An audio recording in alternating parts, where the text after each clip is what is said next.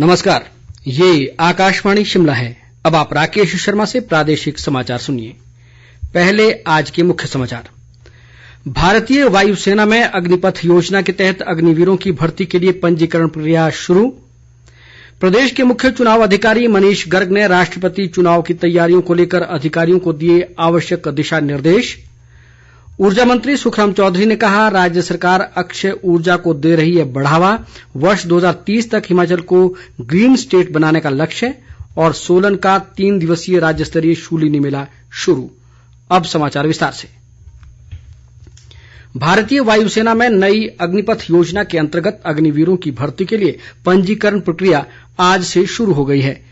इच्छुक उम्मीदवार आधिकारिक वेबसाइट agnipatvayu.cdac.in पर ऑनलाइन आवेदन कर सकते हैं। इसके लिए 24 जुलाई से 31 जुलाई के बीच देश भर के 250 केंद्रों पर ऑनलाइन परीक्षा आयोजित की जाएगी। भर्ती प्रक्रिया इस वर्ष के अंत तक पूरी हो जाएगी। थल सेना और नौसेना 1 जुलाई से पंजीकरण प्रक्रिया शुरू करेंगी। राष्ट्रीय जनतांत्रिक गठबंधन एनडीए की राष्ट्रपति पद की उम्मीदवार द्रौपदी मुर्मू ने आज संसद भवन परिसर में नामांकन पत्र दाखिल किया। इस मौके पर प्रधानमंत्री नरेंद्र मोदी, केंद्रीय मंत्री राजनाथ सिंह, अमित शाह, नितिन गडकरी, भाजपा अध्यक्ष जेपी नड्डा और भाजपा व एनडीए शासित राज्यों के मुख्यमंत्री और एनडीए सहयोगियों के अन्य नेता मौजूद रहे। राष्ट्रपति चुनाव के लिए मतदान 18 जुलाई को होगा और वोटों की गिनती 21 जुलाई को की जाएगी। राष्ट्रपति चुनाव के लिए 18 जुलाई को होने वाले मतदान को लेकर शिमला स्थित विधानसभा सचिवालय में भी मतदान केंद्र स्थापित किया गया है। राष्ट्रपति चुनाव को लेकर प्रदेश के मुख्य चुनाव अधिकारी मनीष गर्ग ने आज विधानसभा में अधिकारियों के साथ एक बैठक की और मतदान केंद्र का निरीक्षण किया। उन्होंने चुनाव संबंधी तैयारियों को लेकर अधिकारियों को आवश्यक दिशा निर्देश दिए। विधानसभा सचिव यशपाल शर्मा, उपायुक्त आदित्य नेगी और पुलिस अधीक्षक मोनिका भट्टुंगरू सहित अन्य अधिकारी बैठक में मौजूद रहे।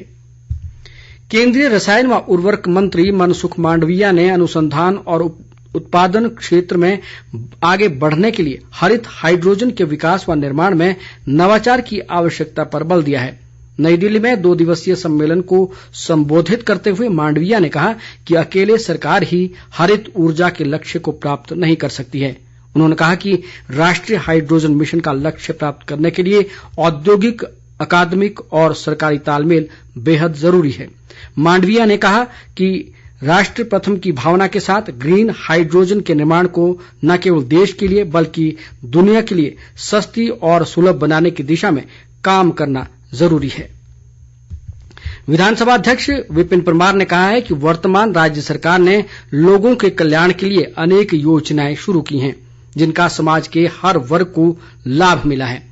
कांगड़ा जिला की भौडा पंचायत में आज अनेक विकास कार्यों का लोकार्पण और शिलान्यास करने के बाद उन्होंने कहा कि अगले महीने से ग्रामीण क्षेत्रों के लोगों को पेयजल का कोई बिल नहीं देना होगा, जबकि राज्य पथ परिवहन की बसों में महिलाओं को 1 जुलाई से किराए में 50% की छूट मिलेगी। परमार ने कहा कि भौडा पंचायत में पेयजल सुधार पर 41 लाख रुपए खर्च किए गए हैं।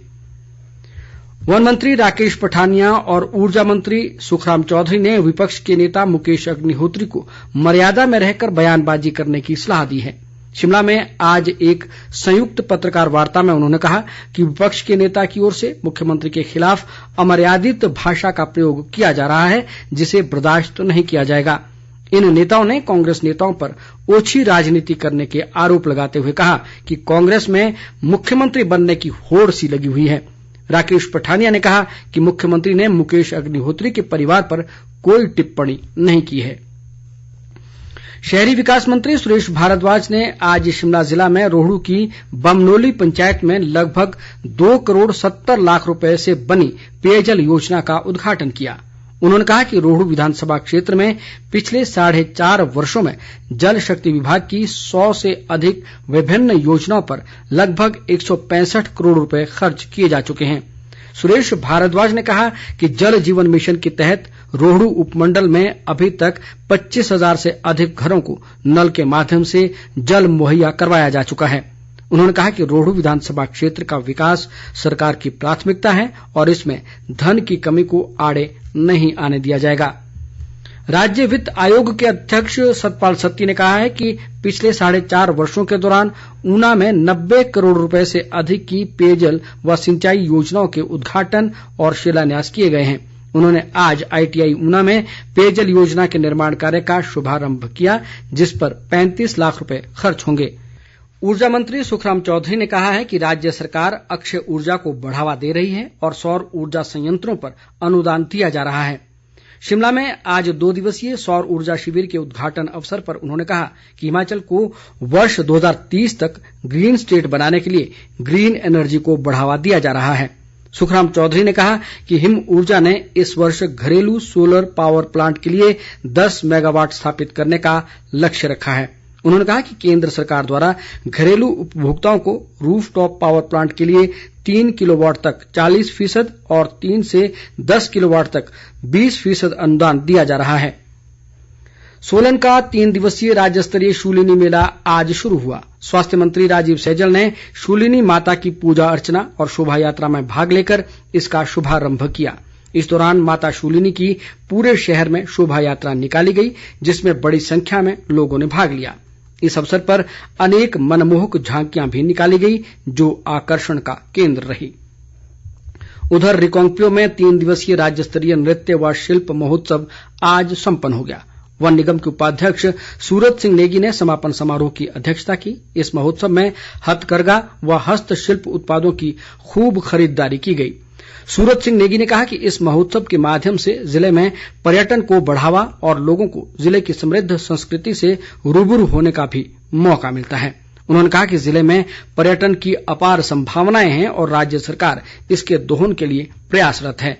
इस महोत्सव में जनजातीय नृत्य प्रतियोगिता के अलावा वाद्य यंत्र, फैंसी ड्रेस और मिस किन्नौर प्रतियोगिता का आयोजन भी किया गया। प्रदेश कांग्रेस अध्यक्ष प्रतिभा सिंह ने दावा किया है कि आगामी विधानसभा चुनाव में उनकी पार्टी जीत हासिल करेगी। शिमला जिला के कुमारसैन में आज क्रिकेट प्रतियोगिता के समापन समारोह की अध्यक्षता करते हुए उन्होंने आरोप लगाया कि भाजपा की कथित जनविरोधी नीतियों से लोग परेशान हैं। प्रतिभा सिंह ने कहा कि पुलिस भर्ती पेपर लीक मामले के कारण बेरोजगार युवाओं के साथ धोखा हुआ है और सरकार इसके निष्पक्ष जांच से घबरा रही है।